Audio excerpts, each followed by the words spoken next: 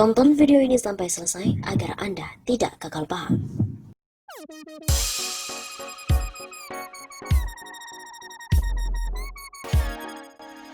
Indonesia selamat kalau Jokowi mundur. Pada 2 Juni, Bank Dunia memprediksi ekonomi Indonesia tidak akan tumbuh pada tahun ini, zero growth pada 2020.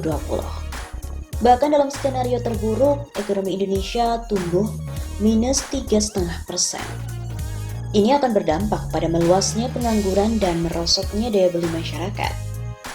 Pada gilirannya akan menciptakan masalah sosial dan juga politik. Sementara itu, pengamat militer dan pertahanan Koni Rahakundini Bakri mengatakan wabah COVID-19 menjadi ancaman serius bagi Indonesia dari sisi pertahanan dan keamanan. Karena itu, Indonesia harus mempersiapkan diri dalam mengantisipasi berbagai kemungkinan dan potensi merapuhnya pertahanan nasional.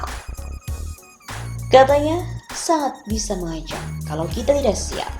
Efek berkepanjangan dapat berdampak masif terhadap ketahanan ekonomi, khususnya pangan dan teknologi. Ia juga mengingatkan, jika diperlukan, Indonesia dapat menerapkan protokol khusus.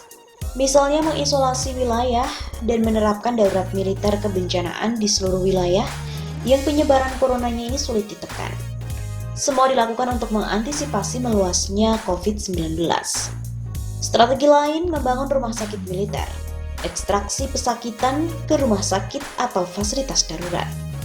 Isolasi wilayah termasuk seleksi warga yang keluar masuk, jam malam dan pembatasan mobilisasi, operasi medik dan pengamanan, dan operasi hunting and secure bagi yang kabur, demo, atau mengacau. Semua disampaikan Koni kepada Kepala Staf Angkatan Darat Jenderal Andika Perkasa. Ketika Koni menyarankan itu, Indonesia belum separah sekarang. Itu dapat dilihat dari belum ditetapkannya status darurat kebencanaan nasional. Bagaimanapun kendati masalah sosial dan ekonomi kian memburuk, gagasan Koni tidak laku. Jangankan darurat militer, darurat sipil pun ditolak masyarakat sipil. Memang kalau darurat militer ataupun darurat sipil diberlakukan, maka bukan saja ekonomi semakin memburuk, tapi juga demokrasi. Duduk persoalannya ada pada kepemimpinan nasional. Kalau saja rezim menanggulangi COVID-19 secara profesional, cepat, konsisten, dan juga kredibel, sejak awal kita tidak akan menghadapi situasi seburuk sekarang. Memburuknya kondisi sosial dan ekonomi lebih karena keengganan rezim dan juga untuk menerapkan lockdown rezim Jokowi ini, terutama di awal serangan COVID. Jumlah rapid test yang dilakukan rezim juga sangat rendah, bahkan yang terendah di antara negara anggota ASEAN. Kasus positif COVID-19 yang diumumkan rezim setiap hari tidak mencerminkan kenyataan yang sebenarnya. Hal ini disebabkan rezim tak ingin kehilangan kepercayaan komunitas internasional. Kalau kenyataannya jumlah kasus positif negeri ini sangat tinggi. Ini paradigma berpikir yang keliru. Justru dengan menghadapi kenyataan apa adanya, kepercayaan internasional kepada kita terjaga dan bisa berdampak positif pada ekonomi. Sementara di tengah penularan COVID-19 masih tinggi, Indonesia memberlakukan new normal. Agaknya rezim didikte oleh pemodal. Memang COVID-19 telah memukul dunia usaha tanpa belas kasihan. Dan dikabarkan kalau PSBB masih diberlakukan, pada bulan Juni ini satu demi satu perusahaan akan kolaps. Dengan demikian penerimaan rezim dari pajak pun menurun, pengangguran melejit, dan daya beli masyarakat anjlok. Ini dapat berdampak buruk pada masalah sosial yang dapat berujung pada turbulensi politik. Atas dasar inilah, rezim memberlakukan new normal dengan tujuan memutar roda ekonomi sekaligus menanggulangi corona. Namun ini kebijakan yang berbahaya. Bila negara-negara yang telah memberlakukan new normal, seperti Korea Selatan, yang terpaksa harus membatalkannya karena serangan gelombang kedua COVID-19. Padahal negara itu sebelumnya telah berhasil meminimalkan kasus corona. Dampak gelombang kedua COVID-19 bagi Indonesia akan lebih dahsyat. Pasalnya masyarakat tidak disiplin menerapkan protokol kesehatan. Orang pun masih berkerumun di mana-mana tanpa masker. Di kendaraan umum juga orang masih berdesak-desakan. rezim mestinya tahu masalah ini tapi menutup mata karena lebih fokus pada upaya menghidupkan ekonomi. Namun secara paradoks, kenyataan ini justru akan memperpanjang masa penanganan COVID-19 yang menciptakan ekonomi berbiaya lebih tinggi.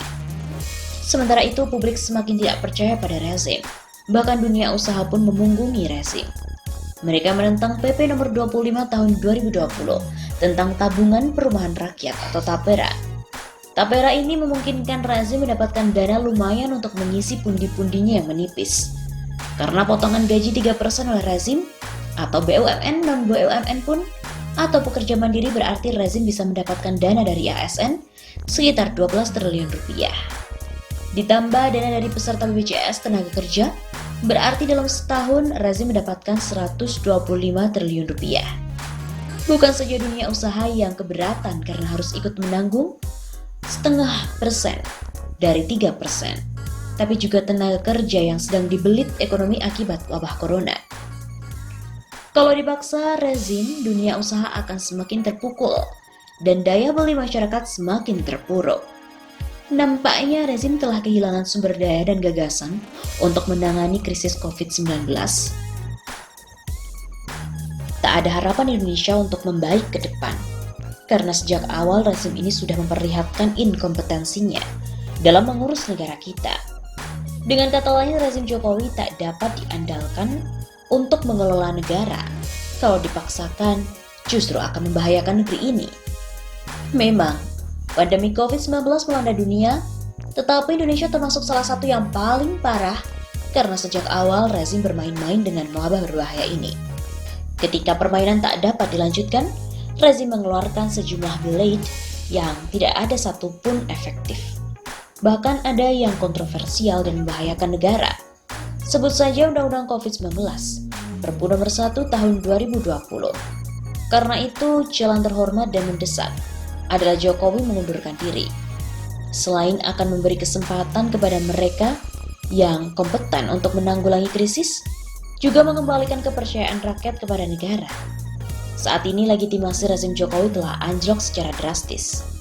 Padahal untuk menangani masalah besar yang kita hadapi saat ini, diperlukan rezim yang dipercaya rakyat. Tak usah memaksakan diri untuk hal yang sia-sia. Kasihanlah rakyat.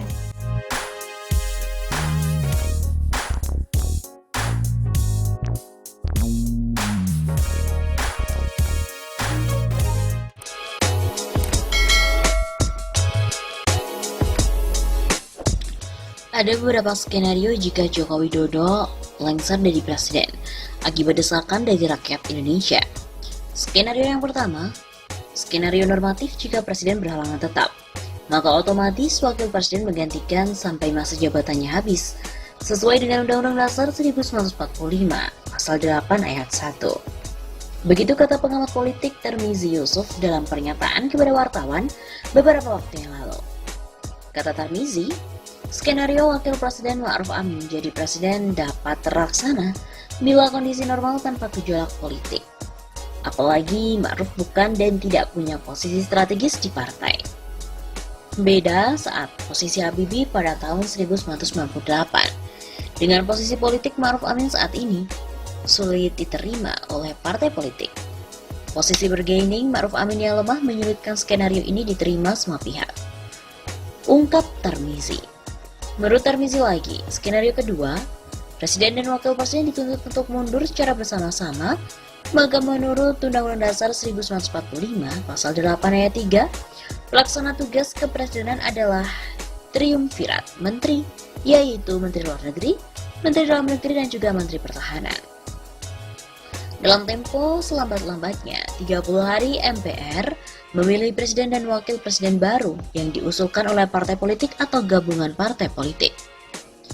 Skenario kedua, kuat pasangan yang akan muncul adalah yang diusung koalisi PDIP dan Gerindra. Dengan total suara 31,9% yang terdiri dari PDIP 19,33% dan Gerindra 12,57%, yaitu Prabowo Subianto dan juga Puan Maharani. Butuh 19,1% untuk memenangi pemilihan di MPR. Begitu ungkapnya. Sementara, partai lain yang diprediksi akan mengusung calon selain Prabowo Puan adalah Nasdem, yang memiliki kursi 9,05%. Menurut Tarmizi, ketegangan politik antara Megawati dan Surya Paloh pasca Pilpres hingga hari ini ditengarai sebagai sebab sulitnya bersatu kembali antara PDIP dan juga Nasdem. Adanya perbedaan dan agenda politik di antara keduanya menyebabkan Megawati dan Surya Paloh pun pecah kongsi. Selain ketiga partai itu, kemungkinan akan merapat pada salah satu koalisi yang ada dan kecil kemungkinan terbentuknya poros baru. Dengan bergabungnya PKS, PAN, dan juga P3, dengan total suara 19,57% otomatis, Prabowo Puan akan menang lebih dari 51%, belum termasuk 136 kursi DPD atau sekitar 19%. Prediksi suara DPD akan terpecah. Kata Tarmizi lagi, skenario ketiga mirip seperti peristiwa 1998. Terjadi chaos berkepanjangan sehingga Jokowi sebagai presiden mengeluarkan semacam super semar atau instruksi presiden tahun 1998 tentang Panglima Komando Operasi Kewaspadaan dan Keselamatan Nasional yang diberikan Soeharto kepada Wiranto.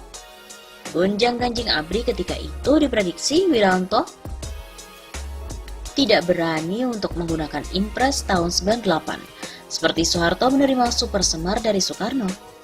Mungkinkah Jokowi saat terdesak menerbitkan hal serupa seperti Soeharto pada tahun 98?